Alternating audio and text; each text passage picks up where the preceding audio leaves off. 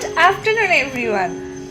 আমার নতুন একটা ভিডিওতে সকলকে জানাই স্বাগত। আশা করি তোমরা যারা যেখানে আছো খুব ভালো আছো, আর তোমাদের এত এত ভালোবাসায় আমি অনেক অনেক ভালো আছি। আজকে গুড আফটারনুন বলে শুরু করলাম, কারণ তোমাদেরকে দেখালাম যে ঘড়িতে এখন বাজে হচ্ছে 2:25 মতো, এখন 2:25 বাজে। এখন থেকে আমার ভিডিওটা শুরু হলো। সকাল থেকে আমি সময় পাইনি ভিডিওটা শুরু করার। আর সত্যি কথা বলতে এই কদিন একটু ফাঁকি মেরেছি বলতে যেহেতু আমি ঘুরতে গেছিলাম, ওই কারণে কালকে আর কোনো ভিডিও করতে পারিনি। আর ঘুরতে যাওয়ার কারণে দুদিনের ভিডিও কিন্তু একসাথে এসেছে। আশা করি তোমরা সবাই আমার ভিডিও দেখেছো আর সুন্দর সুন্দর কমেন্ট করেছো, আমি দেখেছি। সেগুলো অবশ্যই আমি রিপ্লাই দিয়ে দেবো খুব তাড়াতাড়ি। তো আজকে ভিডিওটা সকলে লাইক দিয়ে দেখা শুরু করো। আর ডেইলি ব্লগ অনেকদিন পরে এলো বন্ধুরা, সবাই কিন্তু আমার ভিডিওটা দেখে অবশ্যই কমেন্টে জানিও কেমন লাগলো। আর এখন দেখো আমি স্নান করে চলে এসেছি। আজকে দেরি হয়েছে কারণ এতটা ব্যস্ত ছিলাম, কাজ করছিলাম, ঘর দর একটু গোছাচ্ছিলাম, ওই কারণেই আর কি হচ্ছে আমার দেরি হয়ে গেছে। তো এখনো লাঞ্চ করিনি, তো ঘরদর একটু গুছিয়েছি, বেডশিট চেঞ্জ করেছি। যেহেতু ঘুরতে যাওয়ার পরে, কোথাও ঘুরতে যাওয়ার পরে অনেকগুলো কাজ থাকে, কাচা ধোয়াটাও এখন অনেক কিছু বাকি, ট্রলি থেকে সব কিছু নামিয়ে রোদে দেওয়া, এইসবগুলো কাজ ছিল। তো যাই হোক কমপ্লিট করে এখন দেখো আমি কিন্তু খেতে যাবো একটু পরে, তোমাদের কাছে শেয়ার করছি। আর দেখো বন্ধুরা, আমি কিন্তু তোমরা দেখলেই বুঝতে পারবে আমি একটা নতুন ড্রেস পরেছি। আর এটা আমি আমি যখন ঘুরতে গেছিলাম তখন এই পার্সেলটা এসছে বলে তোমাদের সাথে শেয়ার করা হয়নি। তো আমি তোমাকে ড্রেসটা দেখিয়ে দিচ্ছি, মানে লুকটা। আর তোমরা যদি এরকম ড্রেসের লিঙ্ক চাও অবশ্যই আমাকে কমেন্ট করো, আমি তোমাদেরকে দিয়ে দিচ্ছি। এটাও কিন্তু ফ্লিপকার্ট থেকে কিনেছি। তো আমি তোমাদেরকে ব্যাক ক্যামেরা করে দেখিয়ে দিচ্ছি যে এই ড্রেসটা কীরকম হয়েছে। আর তোমরা অবশ্যই জানাতে ভুলবে না যে আমার এই ড্রেসগুলো কেমন লাগছে তোমাদের।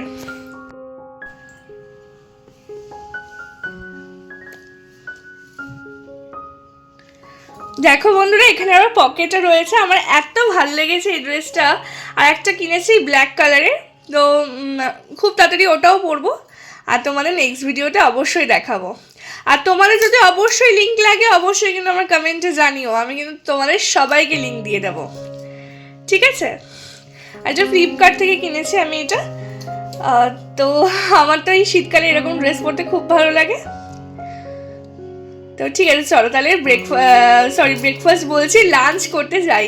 এবার তোমাদেরকে দেখাই আজ লাঞ্চে কী কী হয়েছে। চলো। দুপুরবেলার মেনুতে ছিল সাদা ভাত ছিল, আর ছিল কলার খোসা বাটা, আর এদিকে দেখো একটা তরকারি করেছিল আলু আর চিংড়ি মাছ দিয়ে। আর এদিকে দেখো ফুলকপি আর মাছের ঝোল, ফুলকপি আলু দিয়ে, আর পালং শাক।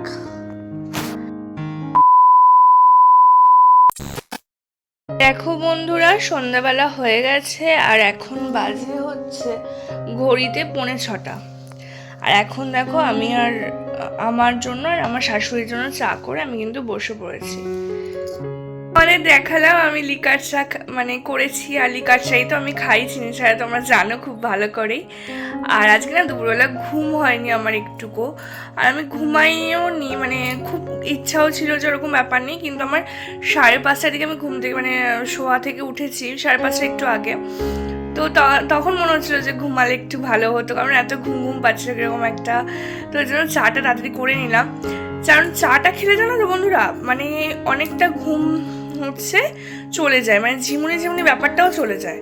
ওই কারণে চাটা করে নিয়েছি। এখন এটা চাটা একটা বিস্কুট দিয়ে খাবো, খেয়ে দিয়ে তারপর দেখছি কি করা যায়, তোমাদের সাথে শেয়ার করবো, ঠিক আছে? দেখো বন্ধুরা, পাস্তা নিয়ে নিয়েছি।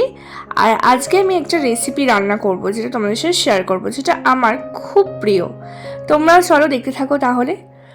প্রথমে না পাস্তাগুলো এনে তারপরে জলে ভিজিয়ে দিলাম বলতে এটা লবণ দিয়ে, আর লবণটা দিয়ে তারপরে গ্যাসে বসিয়েছি। আর একটা জিনিসও দেবো, সেটাও খুবই দরকারি। আগে লবণটা দিলাম যাতে সিদ্ধটা ভালো করে একটু হয় আর লবণের পরিমাণটা ঠিক থাকে। আর এদিকে দেখো সাদা তেলও দিচ্ছি, যাতে এক একটা পাস্তা এক একটার গায়ে না লাগে। তার জন্য দিয়ে দিলাম। এই ট্রিক্সগুলো তোমরা ফলো করতে পারো অবশ্যই, আর না চাইলে নাও করতে পারো, কিন্তু আমি এটা করে থাকি আর বেশিরভাগ আমি অনেককেই দেখেছি এই ট্রিক্সগুলো ফলো করতে। এই ছোটো ছোটো ট্রিক্স ফলো করার মাধ্যমে আমাদের ছোটো ছোটো রান্নাগুলো অনেক ভালো হয়ে যায়। তো যাই হোক, একটা স্ন্যাক্স বানাবো, আর এদিকে দেখো পাস্তা একটু মানে ওই 70% কি 80% মতো মানে বয়েল হয়ে গেছে। আমি এবারই নামিয়ে দেবো, পুরোটা বয়েল করবো না, কারণ এরপরে রান্না করার সময় বয়েল হয়ে যাবে। আর বিশেষ করো তোমরা তো ভিডিও দেখো, মানে ভাবো যে 10 মিনিটের ভিডিও জাস্ট দেখো। আমি অনেক রিকোয়েস্ট করার পরে হয়তো অনেকে দেখে, কিন্তু অনেকে ভালোবেসেও দেখে, আমি জানি সেটা, কিন্তু অনেকে তো রিকোয়েস্ট করার পরে দেখে। তো তোমরা ভাবো যে 10 মিনিটের ভিডিও করতেও হয়তো 10 মিনিট কি 12 মিনিট লেগেছে, কিন্তু বিশ্বাস করো এক হাত দিয়ে ভিডিও করে, এক হাত দিয়ে ফোন ধরা, আর এক হাত দিয়ে রান্নার মানে এসব কাজকর্ম করা যারা করে তারা খুব ভালো করে জানে। তো খুবই প্রবলেম হয়, কিন্তু মানে কেউ যখন থাকে না বাড়িতে, যেমন এখন আমি করছিলাম বাড়িতে নেই কেউ। তো যাই হোক, যেটা ভিডিওতে আসি, দুধটা দেখলে আমি হচ্ছে কেটে হচ্ছে দুধটা নিয়ে নিয়েছি, যদিও এরপরে অনেকটা পরিমাণ লাগবে। আর এদিকে দেখো পেঁয়াজ আর রসুনটা নিয়ে নিয়েছি, ভালো করে চৌকো চৌকো করে কেটে নিয়েছি। এবার কড়াই বসিয়ে নিয়েছি, আসল রান্নাতে এবার আসি। ঠিক আছে, এবার যেহেতু লোকজন একটু বেড়ে গেছিলো, মানে মানে পরিমাণটা একটু ভালো বেশি করতে হবে, ওই কারণে আবার পাস্তা এনে আবার ভিজিয়ে আবার সে বয়েল করে নিয়েছি, মানে 70% কি 80% বয়েল করে নিয়েছি।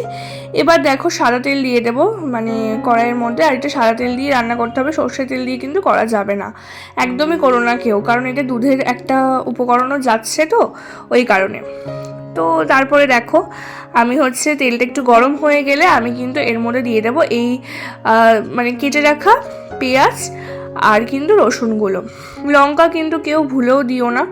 আর যদি তোমাদের বাড়িতে কোনো ভেজিটেবল থাকে লাইক হচ্ছে ক্যাপসিকাম, তারপরে মানে যেটা হয় গাজর, এরকম টাইপের কিছু ইয়ে থাকলে আলু দেবে না কেউ, আমার মনে হয় না আলুটা দিলে খুব একটা ভালো লাগবে। আর এদিকে দেখো আমি পাস্তা মশলাগুলো নিয়ে নিয়েছি, অরগ্যানো আর চিলি ফ্লেক্স, আর একটা মিক্স হার্বস আছে যেটা আমার কাছে কৌটো আছে, ওই কারণে এগুলো আমি পেয়েছিলাম ইয়ে থেকে পিৎজা খেয়ে, ওই কারণে রেখে দিয়েছিলাম আমার কাছে, যার কারণ আমি এরকম টাইপের পাস্তা খেতে খুবই ভালোবাসি।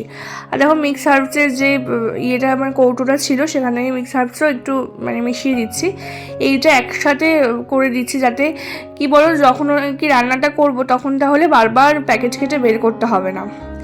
তো তারপরে দেখো এটাকে একটুখানি ভালো করে ভেজে নিয়েছি, লবণও দিয়েছি মিডিলে, তোমাদেরকে দেখাতে পারিনি। আর আমার না ভাজাটা একটু বেশি করা হয়ে গেছিলো, তোমরা একটু মানে অল্প ভাজবে। তো এবার আসল রান্নায় আসা যাক। তো দেখো তেলের মধ্যে আমি কিন্তু বাটার দিয়ে দিলাম, তোমরা বাটারটা চাইলে একটু কম পরিমাণও দিতে পারো, কিন্তু টেস্টটা ভালো আসে। তো যাই হোক ভালো করে বাটারটা দিয়ে এবার মেল্ট করে নিয়েছি। এবার দেখো দিয়ে দিচ্ছি ময়দাটা দিয়ে হচ্ছে আমি একটু অনেকটা পরিমাণ ময়দা দিয়ে ফেলেছি, তোমরা এতটা পরিমাণ দেবে না, ঠিক আছে? আমি মানে আগে থেকেই বলে দিচ্ছি যে যে জিনিসগুলো আমি ভুল করেছি তোমরা সেই ভুলগুলো করবে না, কারণ জিনিসটা না তোমাদের খারাপ হবে। কারণ আমার এই ময়দাটার জন্য মানে ময়দাটা মেন কথা দেওয়া হয় বেশি ঘনত্বের জন্য, আর আমি বেশি একটা ময়দা দিয়ে ফেলেছি, ওই কারণে জিনিসটা একটু অন্যরকম হয়েছে। তো যাই হোক ময়দাটা ভালো করে এই তেল বা এই বাটারের সাথে ভালো করে মেল্ট করে নিতে হবে, মানে যতক্ষণ তোমাদের মনে হবে একটু ভালো মানে করে মেল্ট করে নেবে, যতক্ষণ একটুখানি না একটা মানে কালার আসছে, যে দেখো এরকম একটা টাইপ আসছে ততক্ষণ মিক্স করে নেবে। এরপরে দিয়ে দিতে হবে দুধটা দিয়ে দিতে হবে, যেটা হচ্ছে তুমি গরম করে রেখেছিলে সেই দুধটা দিয়ে দেবে, ঠিক আছে? আমি জানি আমি খুব বাজে টিচার মানে রান্না শেখানোর, কারণ রান্নার কোনো পেজ নেই না, আমার কোনো রান্নার স্কিল আছে, বাট কী বলো তো মানে এই রান্নাটা খেতে আমার খুব ভালো লাগে, যে জিনিসগুলো আমি ভালোবাসি খেতে সেই জিনিসগুলো আমি রান্নাটাও শিখে নিই, তো আমার খুব ভালো লাগে এর জন্য করতে এগুলো। আর এই দেখো এবার হচ্ছে ভালো করে হচ্ছে এটার সাথে মানে মিশিয়ে নিতে হবে। এবার দেখো আমার এইটাতে দলা পাকানো ব্যাপারটা হয়ে গেছে, কারণ বেশি ময়দা দেওয়ার কারণে। তোমরা একটুখানি হাতা বা কোনো একটু শক্ত কিছু দিয়ে না ওই দলা জিনিসগুলোকে ভেঙে দেবে, আমরা ওর জন্য পরে হাতা দিয়ে একটু ভেঙে দিয়েছিলাম, কারণ খুন্তি দিয়ে সবটা ভাঙা যায় না, ওই কারণে তোমরা একটু হাতা বা কিছু একটা শক্ত কিছু দিয়ে চামচের মাধ্যমে একটু বেশিরভাগটা চেষ্টা করে ভেঙে দেওয়ার, আর বাদ বাকিটা পরে রান্না হওয়ার সময় ভেঙে যাবে, অসুবিধা হবে না। এবার কিন্তু ভেজে রাখা পেঁয়াজ আর রসুনটা দিয়ে দিচ্ছি। আর তোমরা কিন্তু বললাম যে বেশি কিন্তু ভাজবে না, আমি কিন্তু একটু বেশি ভেজে ফেলেছি, তার জন্য কালারটা এরকম মানে হয়েছে আর কি। আর পেঁয়াজ তো খুব তাড়াতাড়ি ভাজা হয়ে যায়, তোমরা আশা করি অনেকেই জানো।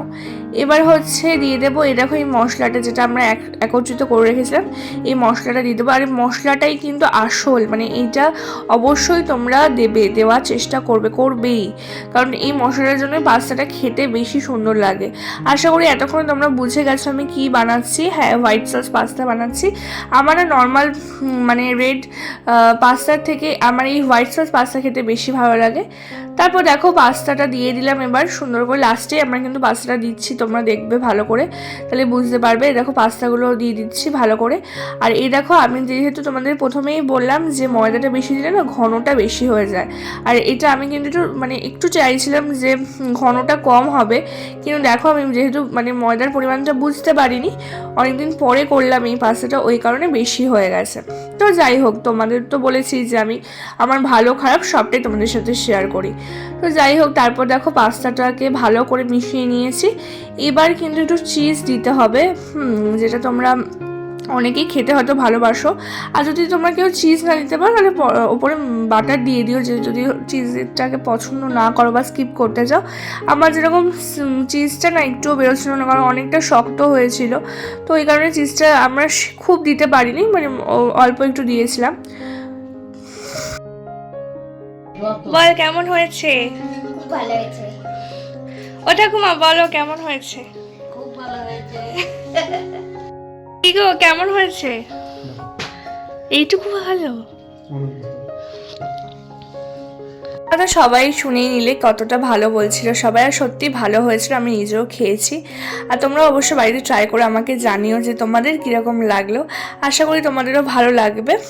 আর আজ এই ভিডিওটা এতটুকুই, ভালো লাগলে অবশ্যই লাইক কমেন্ট শেয়ার করতে ভুলো না। আর অবশ্যই জানিও রেসিপিটা তোমাদের কেমন লাগলো। আসি বন্ধুরা আজকের মতো।